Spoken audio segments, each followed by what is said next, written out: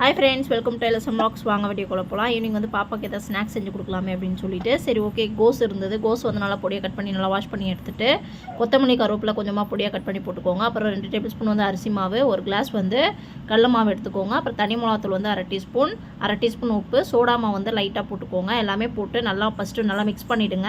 அதுக்கப்புறமா லைட்டாக தண்ணி தெளித்து மிக்ஸ் பண்ணிக்கோங்க. ஏன்னா வந்து கோஸ்லேருந்தே தண்ணி வரும் பாருங்கள். இப்போ இந்த அளவுக்கு நல்லா மிக்ஸ் பண்ணி நல்லா போண்டா போகிற மாதிரி இந்த அளவுக்கு கரெக்டாக மிக்ஸ் பண்ணி எடுத்துகிட்டு இப்போ எண்ணெய் வந்து நல்லா சூடாகட்டும். எண்ணெய் சூடானோடனே போண்டா வந்து நம்ம போட்டு எடுத்துக்கலாம். இதில் வந்து நீங்கள் வெங்காயம் ஆட் பண்ணணுன்னா ஆட் பண்ணிக்கோங்க. நான் வெறும் கோஸ் மட்டும் தான் போட்டு பண்ணியிருக்கேன். பாருங்கள் சூப்பராக மொறுன்னு செம்ம டேஸ்ட்டாக ரெடி ஆகிடுச்சு நம்மளுக்கு கோஸ் பக்கோடா. நீங்களும் ட்ரை பண்ணி பாருங்கள். என்னோடய வீடியோ பிடிச்சிருந்ததுன்னா லைக் பண்ணுங்கள், ஷேர் பண்ணுங்கள், சப்ஸ்கிரைப் பண்ணுங்கள். பக்கத்தில் இருக்க பெல் பட்டனை கிளிக் பண்ணிக்கோங்க. தேங்க்யூ. கடிச்சியா கடி நல்லாக்காம்மா. ஓகேடி தங்கம்.